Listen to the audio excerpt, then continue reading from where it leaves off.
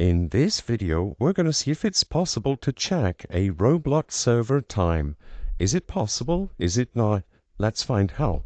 So, as you can see, I'm running the Roblox player on my computer, and if I try to join a game in order to check how long a server has been up for, what I need to do is open up the developer console to get a clue on how long the server has been running since I joined.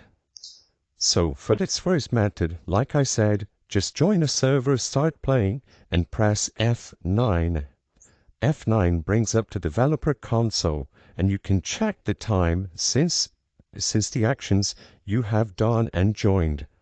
As you can see, it displays the current time, or I am, etc., and I can just refresh to this time to check for how long this server has been running. Of course, this isn't perfect, and it only starts tracking after you join the server. However, this is the only way, because if the server owner or the game creator didn't include a server time tracker on Roblox Studio when they made their game, there is no way to tell perfectly how long a server has been running for. This is the only reference you have, and it's the most reliable one if you want to see for how long a server has been running since you joined. I hope I was able to help you on how to check server time in Roblox.